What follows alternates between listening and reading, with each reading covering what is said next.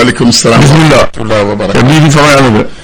Abi ko ni fa ya ni fa na logi ba chakafli. Wa fa la. Bon abla ni membulu amena de. Amba do vrai. Ni membulu akachani sa. Sa yirga. Akachani sa ngulum la sanshigi. Naam. Mais ni ya do domine ko ni. Awa be ko fen croado. Ay. Awo. Ebe mo ba fu sanji gubi. Ko sobe. Ni jeli ni yomina. Ni tara jeli yoro bi. C'est là où ma jamude. Ou même kuma la. Ou même kuma la. Parce que j'ai jeli ou. Na bi jamala mam jeli ma do o bo refesa. Ablay.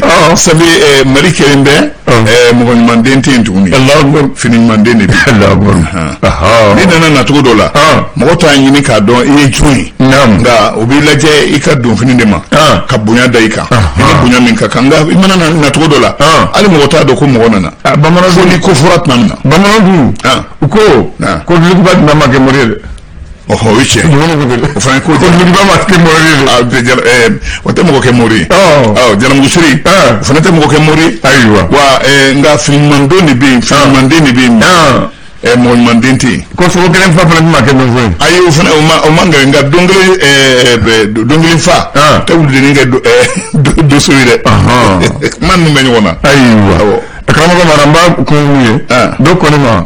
Ko nyi limit kluma abodo abado na ko bama ato don de taka bare oiche ni ta baba ni fu abla nyai du suide enye du si azabor nyam se ka minyi ni kanka minke oko aboke ayiwo mutenga ko nyi kluma do na ko bama do ate ko mado o de ndebe ko de nyefotan ngo nyai de du suide nam ça fait ebe minyi o de kanka ibla barala nga minte ye abla e okoni oye genetique kunfe ko kumadi Allah akbar je kunfe ko di nya be ko mado ay fa kulmado na ko mado atodo okoro abe kenekan ko do ni nye abiseka baraka nui nga ima minyi abla otori makumbana de okoni oye ko dibile ni nyama abe ko nyama ko de ni inyemena eba don ni kanga kefemi nga inyemena na etene don ibe faratila ibe faratinela naam ule ko akani amandi akakuna ko ne ka baro ne ka bare ko so ne ka bare french Allah akbar imai nyati se ka fendo don ajia don wana goya don nende ba don wa nendo fene na adara le kan abe communiquer de abe komi contact na kundara aleka min bala minta akade akabo akafani amanfani ablay ale be temenai contact de beta kumulo zemela oko abena dusukuna sabe na kumulo zemela min kanga ke ni kanga lafni ni kanga mara kumulo zeme de be o lasi dusukuma dusukun de beta sa ne baratoyi famuna bismillah bismillah لك عبد الله أما أعوذ بالله من الشيطان الرجيم بسم الله الرحمن الرحيم بجمعي بمسكرة لدوري سمفلا أني مغنكلي أبدا أنشي رهير لا لك أنت لهير لا لفو بامبلو لسو رمبو تاوي فاسو كفاسرية أكوني awa ko conseil supérieur de la défense anga finitru fem baby ni lakana atita oluko ko lunana kana signike ka akli jagaboke lakana uka kuma bebola odeka don kankere ni nimbu jalatigi bawo ni jorotigi bawo ni lakana kuma be nisi oduma akara nga fintiku yu akara lakana tigila mawo yu pasu ni gendarme ni gardu anango no apela jelenda donala fem kanka dado lakana kuma la unanga fama mfrebe sanfe ina fo premier ministre ina fo babandawna angonao ina fo akadanga ani ministère de la défense ani ministère de la sécurité intérieure onangonao ka hakli jagabo lakana kuma tiga woro nyongo farakacha o sikatola l'histoire ka kuma la donc engrais min daleme muso to la no yimasi bi ko anyanage ateke fanglema ide avec anga jamana fanta aninani bela jelin kono dinankuru commandant de l'opération Maliko ako anga chebaw wuli ka jomi ke ne abe lakalibo ako ukanga fu o konnala o la sa cheba min bi ni mali opération Maliko kalfa le mbali la anga chebaw wuli ka jomi ke aye atantu kuma fo ko k'a lase a laseyɔrɔ la n'o ni kisɛsi min kɛra san adjudant chef de la gendarmerie Kefasan Dambele mugu ni kisɛ a ko min y'a ne sɔrɔ n'a joginna Ablaye ale tora la so dana kuma in ye ala k'ina min na yarabi le sɔrɔ y'a fɔ nouvelle horizon kuma na nam nin waati na fangabo min ɲɛsinnen bɛ sariyako ma anw fɛ yan a ko comité de pilotage technique min ni o ɲɛsinnen bɛ denmisɛnw olu kɔlɔsiliw ma ani minnu bɛ yen bi min ye lakanabaliya a kɛla a kɔlɔlɔ sera o denmisɛnnin masina ninnu ma a sigili kɛra kuru fɛ kuru min n'o ye comité de pilotage technique ye ka hakili jagabɔ dɛmɛ bɛ se ka don denmisɛnw ma cogo min na denmisɛnnin ninnu ni u nana sɔnni sigilen lakanabaliya kɔlɔlɔ sera olu ma min ye pankolo jigi kɛnɛ ni o cili ko kuma ye so minnu jɔra pankolo jigi kɛnɛ yɛrɛ masurunya yɛrɛ la n'an ko ma zone aéroportuaire minnu ni olu tɔɲɔna a ko la u ka sɔrɔna dɔnnikɛla ale wulila awa ka yira k'a fɔ n'i ye nin ko in selen nin ma n'i y'a mɛn a bɔnna a sigira kan de ko faso de y'a to nin ko in kɛ se nin kundama la wa ko faso de ka kan minnu ka so cira awa ka i jɔ olu kɔkɔrɔ fangabo min ɲɛsinnen bɛ marako ma anw fɛ yan a ko i ka dɔn k'a ye a ye fara kari b'a la ni kokura nalen yan anw fɛ yan dɛ ka d'a kan a ye fɛn damadɔ boloda i n'a fɔ dɛmɛ ka ɲɛsin parti politigiw ma nouvelle horizon ka kuma la walima ne maa min bɛ fɛ k'i bolo bɔ jamanakuntigiya nɔfɛ san 2022 natɔ in na i ka nafolo min bɔ k'o kɛ bilankɔrɔ ye wa ko miliyɔn 50 bɔɲɔgɔnko ye dɛmɛ ka ɲɛsin parti politigiw ma o kɛ jɔ ani n'i b'i bolo bɔ jamanakuntigiya nɔfɛ miliyɔn 50 i k'o bɔ hali i kana o kana k'i tiɲɛ dɔrɔn dɛ o bɔ k'o kɛ ɲɛbila ye o de kɔni bɛ se ka i yɛrɛ da don a kuma yɛrɛ la commission nationale indépendante CENI awa u y'a yira k'a fɔ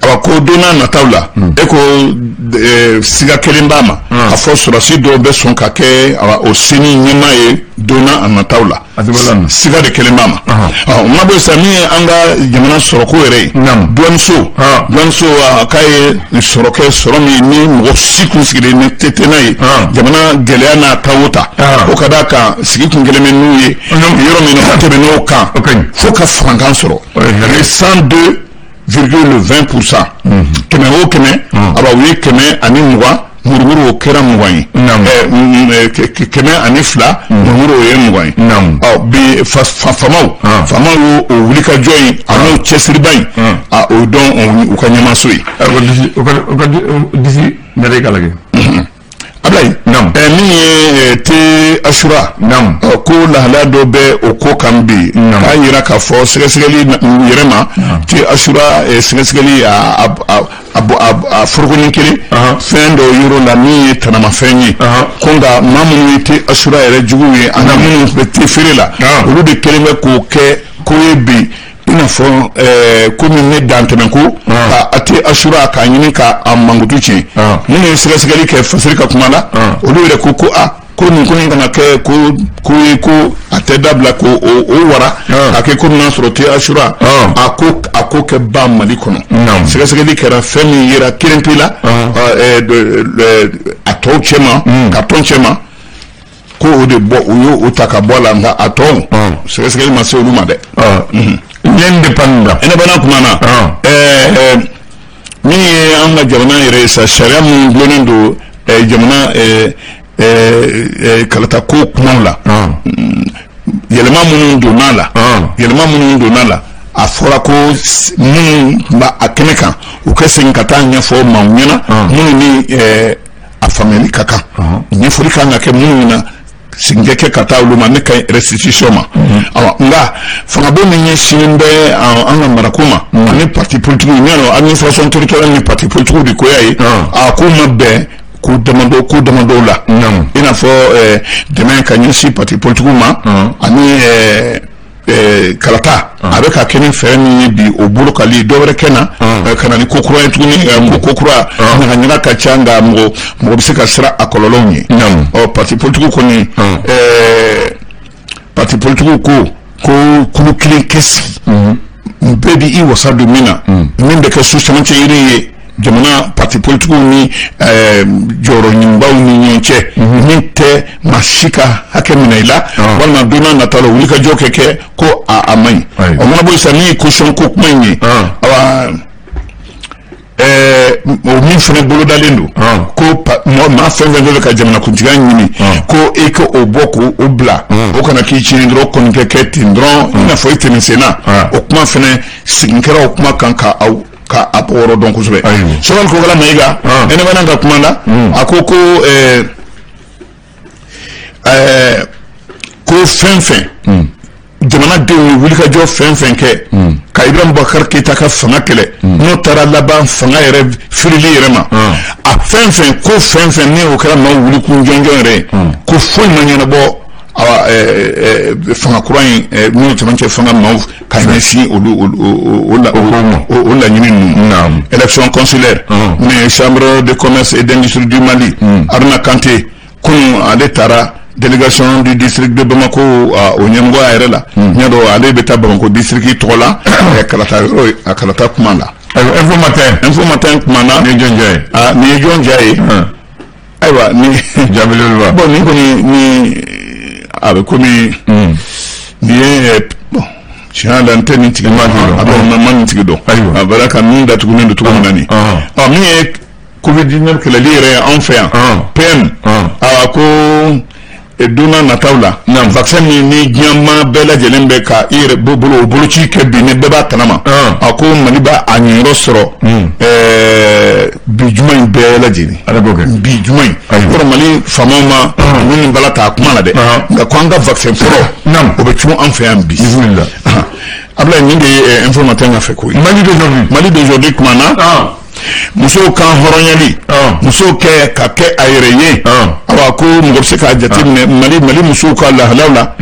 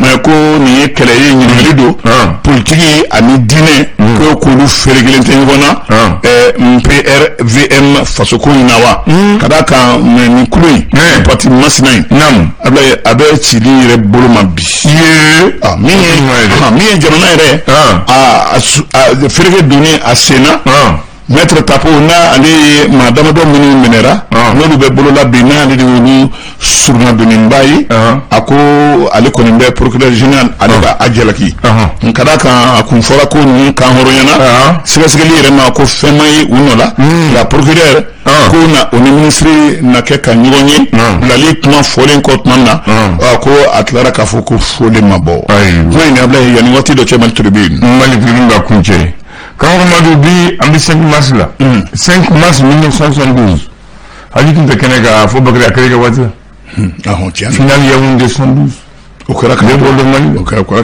Yaoundé 112 Akera Cameroun Fabala a créé un dimanche 5 mars 1972. Première participation du Mali, première finale. Mais on a perdu 3-2. Vital Malien Moussa Diakité, 43e minute. Et Moussa Traoré Gigla à la 75e minute. Ni chef flashité. Ni chef flashité. Allah Akbar. A flashité yonamala. Allah Akbar. Moussa Diakité. Ok, réel joueur dit. Allah Akbar. Ingénieur de travaux publics. Moussa Traoré Gigla. Ale kun ye balantana de nka professionnel kun don ale yɛrɛ ale ka fatuliquement o dantigɛra an ye k'a to faransi. cɛ kelen de y'an mɔgɔ sa Bono le sorcier. Allahu akbar. Bono le sorcier ale de bi fila don n pale do e kelen don u y'an bati donc an ye final perdu. i terikɛ tun b'a la Sajan Sise. Sajan Sise. Allahu akbar. i terikɛ tun b'a la o tɛ Sajan ye wa. Sajan terikɛ de. bon ani Bakari Kunja. Alliance Bakari Kunja. Alliance Bakari. an b'o dɔn. mais nous ballon tango ablay la gor ni ne yɛrɛ b'a fɔ ale ni sɔn deni ani Sajan e ko mɔgɔ sɔrɔla demi centre la min bɛ ninnu bɔ wa ani cɛ saba u ma professionnel kɛ nka mɔgɔ ma ninnu bɔ u ka ɲɛnamaya kɔnɔ la u ka waati la dɛ Bakari Kunba Alliance Bakari ani Sajan fo ka taa se position bilenni ma Mali yɛrɛ y'a dɔn ye n ko u ye yɔrɔ dɔ tɔgɔ da ko final don ko certificat tɛ banana.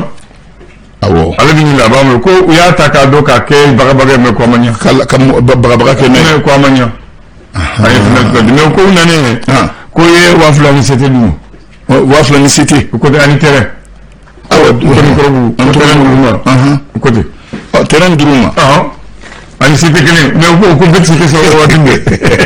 mais ala ye des événements la peine c'était d'u ma. nga Salifu c'était kun ye 17 de y'a donni. 17. mais ale de kun ye moto la sangama ye an ka jamana kɔnɔ nka c'était d'u ma. Salifu Keita y'a ka c'était di a kanubaba dɔ ma. o kɛra o tɛ réalisé dɛ mais Salifu mana kɛ kulu fɛn fɛn na a bɛ kɛ o fɛ a bɛ Salifu ko de la a tɛ équipe ko la Bidini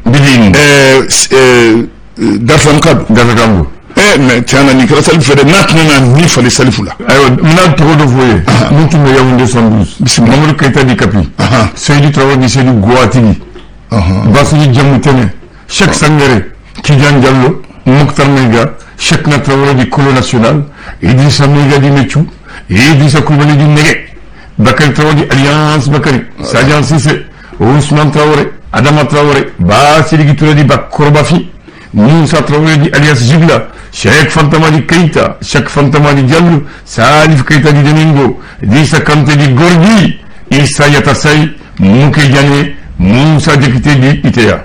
Voici les joueurs de Yaoundé 112. L'entraîneur était Karl Heinz et Salif Diarra et Boubacar Kanté de la Guinée étaient les reporters. Ablaye ye caman fɔ nin na saya caman bɛ minnu bɛ ala Nemaso dɛ gardien de but kelen b'a la o bɛ Nemaso arrière kelen n'o ye Dirisa Kulubali ye ani i ye Charlie fɔ Mokhtar Meiga Charlie Real balontanna don o fana bɛ Nemaso ani i ye dɔwɛrɛ tɔgɔ fɔ Cheikh Sangare latéral don o fana bɛ Nemaso nka i ye Bakɔrɔba fɔ Bakɔrɔba fana bɛ Nemaso i ye Ousmane Traoré fɔ o fana sara i tɛ tɔgɔ fɔ i tɛ a fana sara Don Esad joueur ni Cheikh Fantama di Keita Cheikh Fantama di Diallo olu bɛ nin la i ye Gigla tɔgɔ fɔ Gigla fana tɛ yen ala ka hinɛ u la nka min tora ne hakili la nin na Yaoundé ko in na